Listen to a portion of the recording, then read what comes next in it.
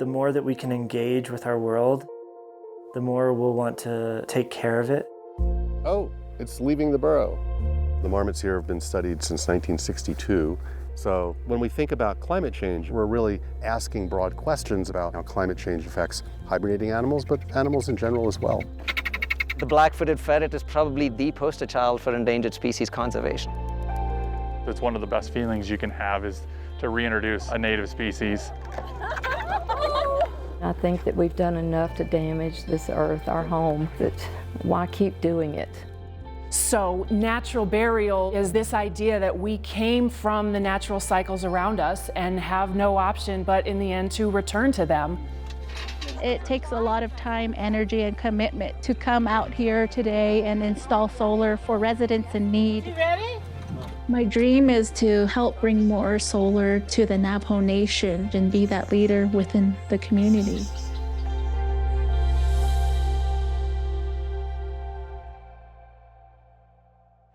Welcome to Colorado Voices, where we bring you closer to the stories shaping our state and our communities. I'm Peter Vo, and in today's episode, we're featuring the people, places, and solutions defining the future of our local and regional ecosystems. Our first story takes us to the small town of Gothic, where researchers at the Rocky Mountain Biological Laboratory have been studying local flora and fauna and how they respond to climate change for almost 100 years. We check in on the Marmot Project, which is the second longest running free-range mammal study in the world. So right now, I see a marmot, and he just came out of a hole. This is what we do in the spring. We go around and we wait for marmots to emerge from hibernation. So it's always a waiting game, you know. Did they survive? Did they not survive?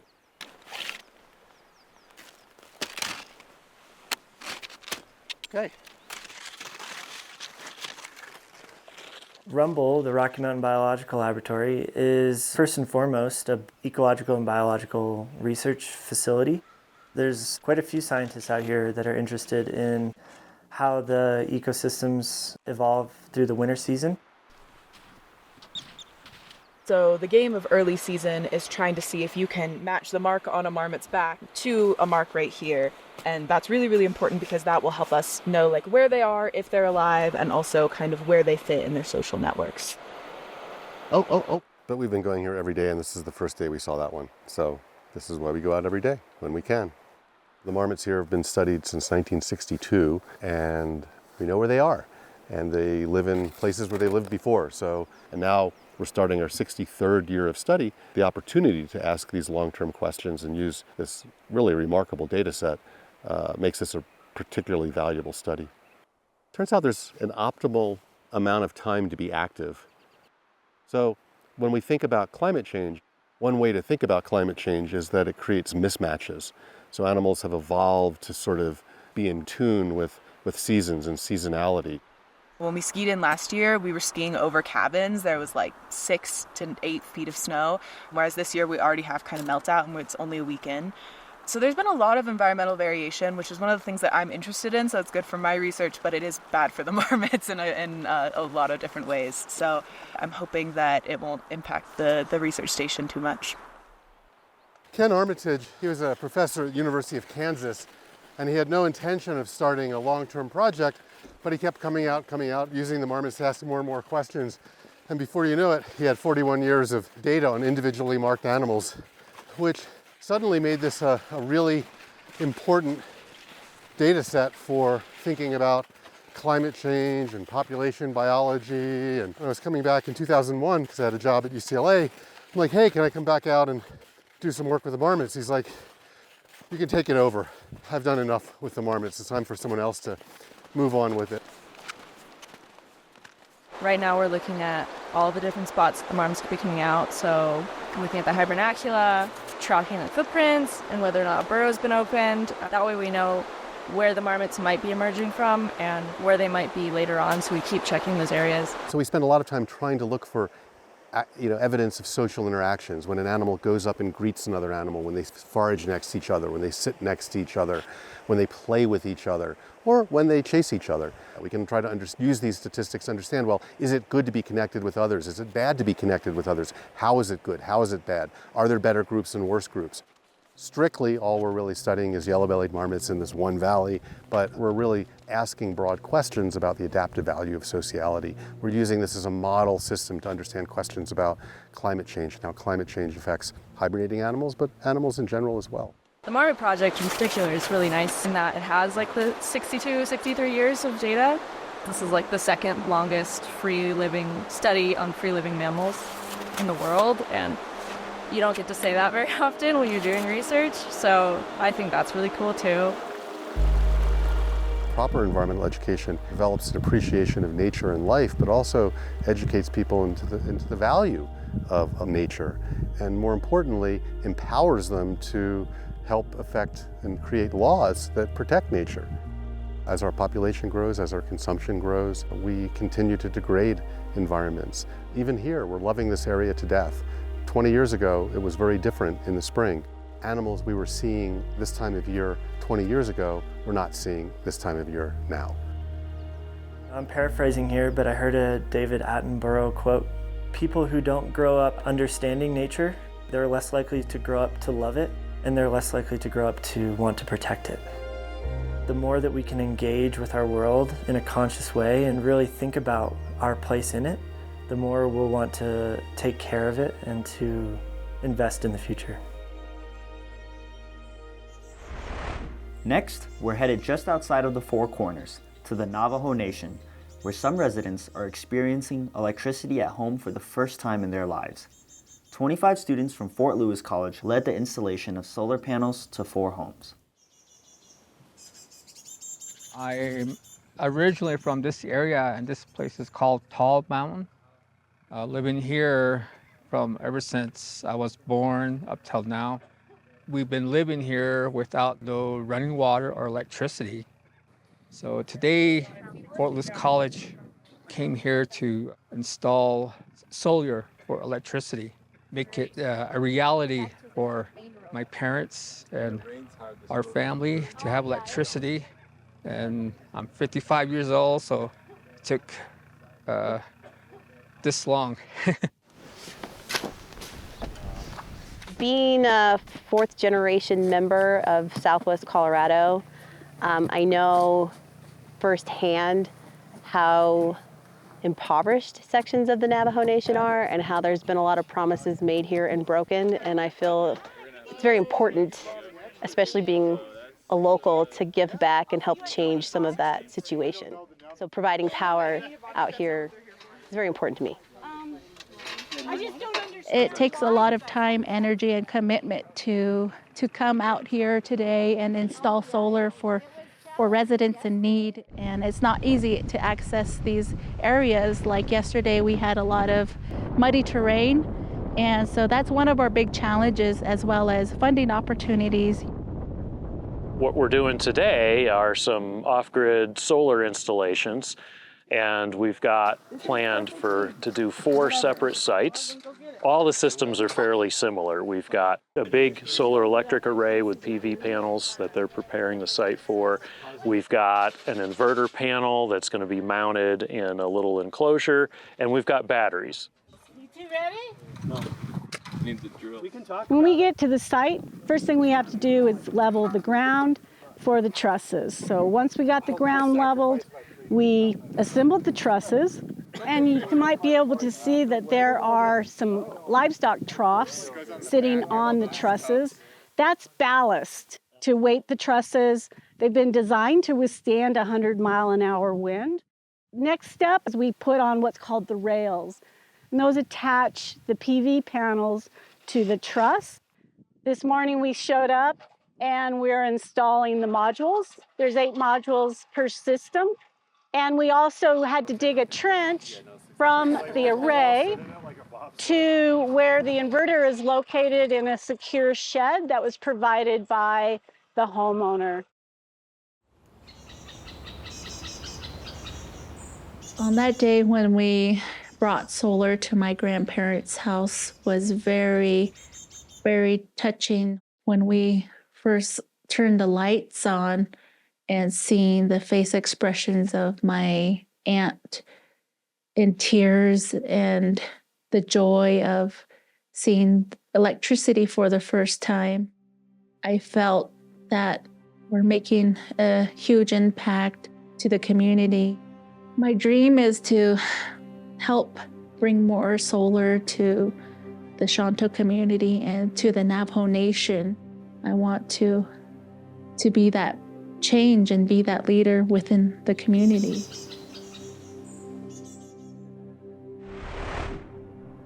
In Florence, we explored the Colorado Burial Preserve, Colorado's first and only green cemetery. This burial method is kinder to the earth and avoids harsh chemicals that leach into our ecosystems from traditional burials. You hear it in the phrase ashes to ashes, dust to dust, this idea that we came from the natural cycles around us and have no option but in the end to return to them. So I think the promise of a final resting place in a beautiful natural location is an easy one to connect with emotionally. I have this wish that people that come here might have a little bit of softening around this question of how our lives and death fit in the grand scheme of nature. So section 1 is coming up here on our left, and the idea is just that you would get this beautiful sunrise over Coyote Ridge, the view of the arroyo and the shadows it creates, and we will lay people to rest with as little of disturbance to that ecosystem as we can. My name is Emily Miller, and I am the owner of Colorado Burial Preserve. We are a conservation cemetery in Florence, Colorado. This is the idea of laying a person to rest without any items or unnecessary expenditures or waste or chemicals that might cause pollution. The idea is that we only bury things that are biodegradable, such as a plain wood casket or a cloth shroud. Following the burial, we manage the plot as a nature preserve, and the person's nutrients can fertilize this nature zone. So we know exactly where he's buried because it's so many feet from this nearest stainless steel marker. But to someone passing by, it might just look like a natural hump in the earth, and it's raised because we put all of the soil back in after the grave was excavated. As soon as I did find out about natural burial, I instantly had an emotional connection with it for myself. I had like an entrepreneurial spark moment where I feel that natural burial in a nature preserve environment was a need that's not being met here in Colorado that ought to be for people who want that. Barbara Clark, and I do believe in the natural funeral.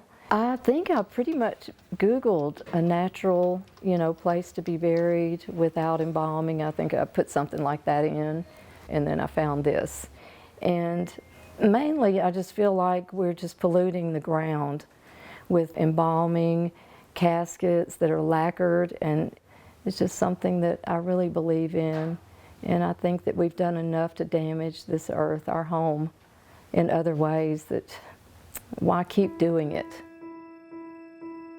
People have this idea that a place in a cemetery is wasteful. The argument for conservation burial is that you can have a dedicated final resting place, and it's not a waste at all because it's getting used for this multi-purpose benefit of, first and foremost, it's for nature. It is not a waste of space, but an enhancement of space. The preserve is 65 acres that we are conserving and protecting. So we have only mapped out for graves in a few small areas so far. Section 5 is turning to be like early popular because you can't see the road back here. You have a sunset view of the west, view of Pikes Peak to the north. It's just a really kind of private, special spot. I have spent a lot of time around other people's remains, and the one thing that's always been clear to me is the person is not there anymore. Once the life has gone out of them, it can look like the person, but they are not there. So our roles in death care are, yes, to be respectful and appropriate and professional to that person's remains. But the primary thing is taking care of the people who were left behind. Emily talked about, well, you can face, the mountains towards West Cliff, or you can face the sunrise or whatever, and I think that's great too. You have a choice of how your family will sit. even though I won't be there, what an enjoyable thing or a place to go.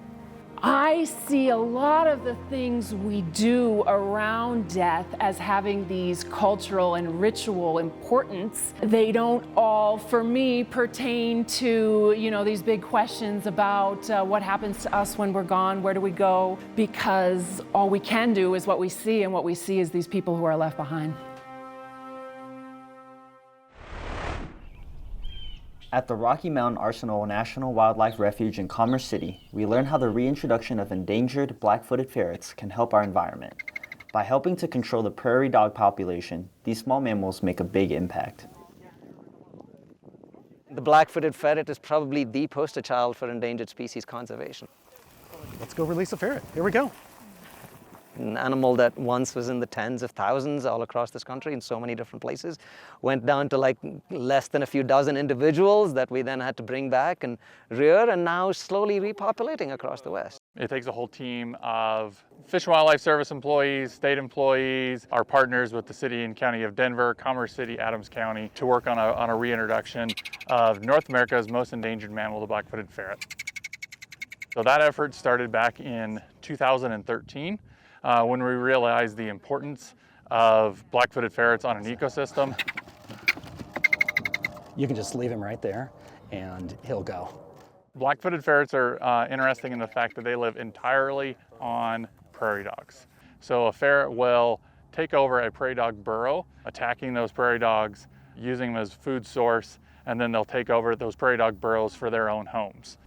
The top predator in the prairie dog ecosystem was the black-footed ferret. And without a top predator, ecosystems fail. So without the black-footed ferret, that ecosystem can't exist as it did naturally. He's angry. That's good. That means he's gonna go get some prairie dogs. As a wildlife biologist, it's one of the best feelings you can have is to reintroduce a native species. Watching others experience that same thing, it's remarkable and always something that will stick in my career. There we go. We released that ferret onto the landscape, and our crews are now headed out to release more ferrets. So we're releasing 19 ferrets.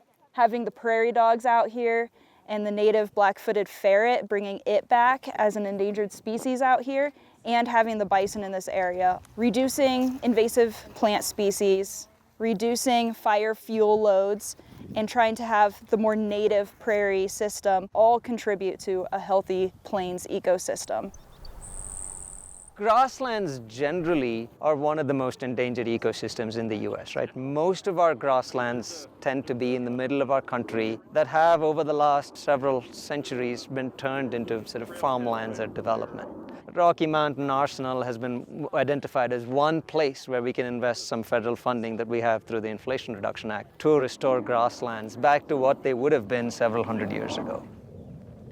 At first glance, you don't see a lot of life out on the plains, right? It almost looks like a grass desert. But when you start looking closer, you see all kinds of different wildlife out here. And if you look even closer at the vegetation, it's a whole biodiverse community of vegetation out here that you won't see anywhere else. Prairie ecosystems are extremely dynamic. They're influenced by whether it rains or whether it's dry. They're influenced by fire, and they're influenced by the animals that are out here utilizing it. We need all of those parts before this ecosystem will work properly. Next, we head to the Pagosa Springs area, where off-the-grid living and water scarcity are common. We spoke to one family about how their lack of water access affects them on a day-to-day basis. I grew up right in the middle of town, so it was always just convenient.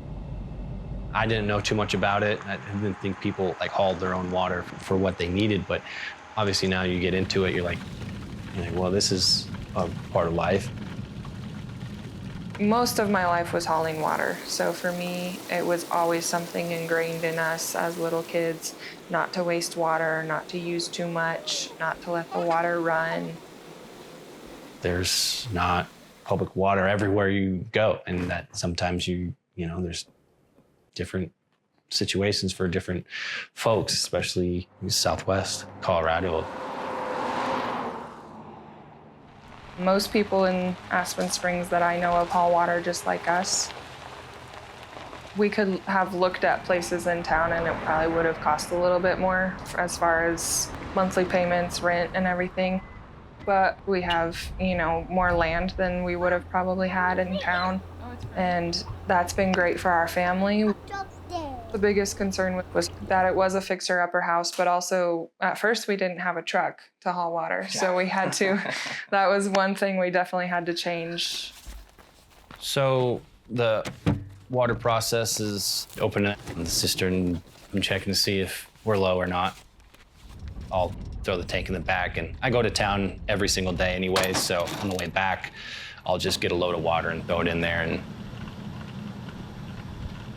3, 4, 5 loads will fill it right up, and then the cistern is hooked up to obviously all the plumbing. And we are pretty fortunate for how close we are to the water filling stations. Generally, I would say 20 minutes each load, somewhere between 6 to 8 times a month, in order just to keep the cistern full enough for us to not have to worry about running out. Hauling water does make you think about water usage, though, for sure, and kind of be smart about what you have. And it's, give and take for, what you get. And yeah, you trade pros and cons for sure. I would say being the person who is in the house, using the majority of the water in the house, I don't know if I'd prefer it. I think it's something that for me, especially with kids, can be difficult because you are doing extra loads of laundry, running the dishwasher. I'm bathing the kids most days. It's just something that, again, just kind of sits in the back of your mind, no matter what you're doing. Even if I know there's plenty of water in the tank and he just went and did a few loads, just don't want to have to also put even more burden on him of like, hey, we're running low again, can you get more water? So we have a low water bill, I would say average $20 to $25 a month. I know that people in town often are spending quite a bit more than that. Once you start adding in gas and the time it takes to go and get the water, come back and everything. So obviously it's a little bit more than that when you start adding everything together, but cheaper than I think living in town. It definitely has been a dry summer for us in Pagosa. I would love to have, a lot of more green grass and be able to water it and even let my kids play in the sprinkler outside, but that's just something that really for us right now isn't feasible. It's not really a smart option in terms of conserving water. Even our river is starting to get really low. Kinley knows not to waste water. She knows that we don't leave water running unnecessarily, and she's been pretty smart about learning and taking that knowledge in. She would probably love to take 2 baths a day if we let her. We don't do that. If my kids were to have to continue hauling water in the future, that doesn't concern me. But again, I think it would just be a mindset for them, would just be something that will stick with them for the rest of their life, just like it has with me. For our last story, we learned how electric ovens are helping restaurants in Boulder and Denver save energy, lowering costs and reducing harmful emissions. This is not just for the business sake. We live and operate in a community, the immediate community, and even greater in the environmental community as well as nationally and globally. When you're looking at induction, its efficiency is about somewhere in the 80, not to get buried in numbers, but we need to understand what ballpark we're talking about. So if we imagine, something that's 100% efficient, gas is about here. Only about 20% of the 30% of the energy is used, or the rest is wasted.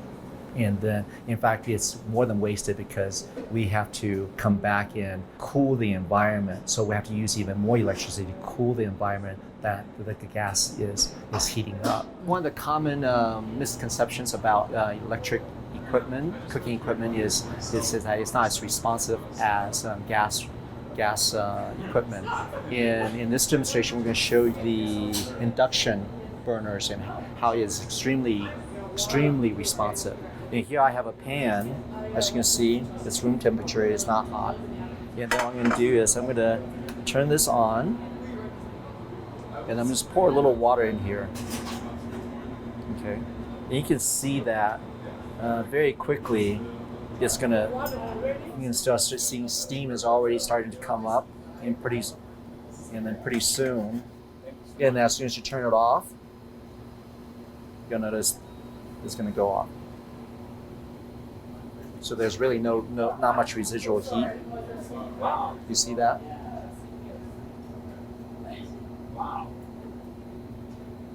Not a trick. In terms of cost, there are two parts. One is the acquisition cost of the equipment, and second is the usage cost. But then you look at induction, it's about 80 to 90% efficient. So even if the cost is more, but you use less. Each deck here is an independent oven that we're able to program our recipes into, actually. Each kind of bread might require a different heat setting or amount of steam that we put in at the beginning of the bake, a certain timing that goes into the bake. So we're able to set that into our preferences. My name is Zach Martinucci, and I'm the founder and CEO of Rebel Bread. The ovens behind me are just a few months old.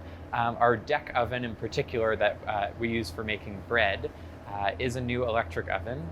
And we're in the market for one just because we needed a bigger oven than what we had before. And the electric ovens were really the best fits, quite literally, that fit inside of our kitchen that were accessible for us to expand our capacity. The bake is more even, as well as it just holds the heat so much better than our previous ovens in a way that we can bake a lot of loaves at once and all of them bake really thoroughly and evenly and with great color on top. And the electric oven has so many more settings that we get to customize than we've seen with gas or simpler models. So we're just in much better control of our bread bake. The footprint made a really big difference. So just the fact that we had options with electric ovens, but we didn't with gas is a big selling point. And I'd say that there might just be more available to look at, or that another owner might not even realize that a bigger commercial oven is an option for them if they hadn't been exploring the electric option before. They're also pretty simple to set up in the sense that once the electrical is installed in the kitchen, it really is just a matter of plugging it in and going from there. And they're also simple for us to understand, right? All of our bakers have had a really easy learning curve with figuring out how to use this new piece of equipment. That being said, when it's time to replace a piece of equipment, I think electric's the way to go, and it's really been a benefit to have them in our kitchen.